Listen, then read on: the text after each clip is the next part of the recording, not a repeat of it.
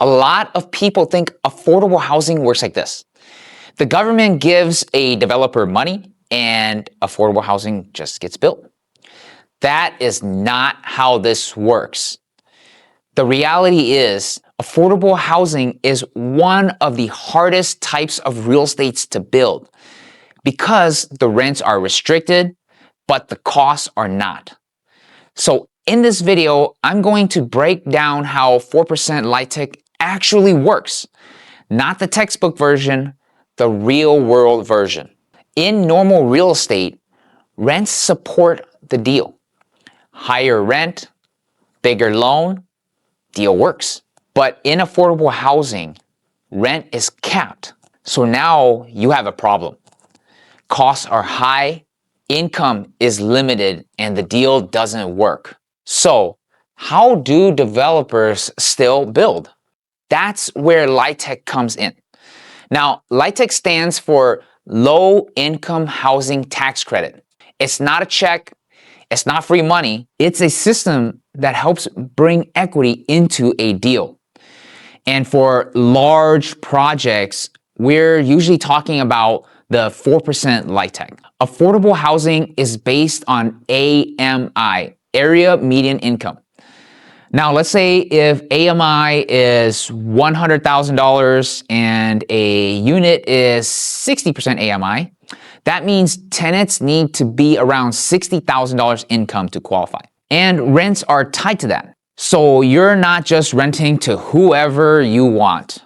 You're operating under rules. Here's the key idea. Developers don't just use the tax credits, they sell them. Usually to large institutions. Think banks, insurance companies, hedge funds, etc. And in return, they get equity into the project. That equity is what makes the deal possible. Now, this is the part people don't understand. Affordable housing is not just one source of money. It's a stack. You might have tax credit equity, bonds, loans, deferred developer fees, city funding, state funding, grants. You're stacking all of it together just to make one project work. That's why it's hard.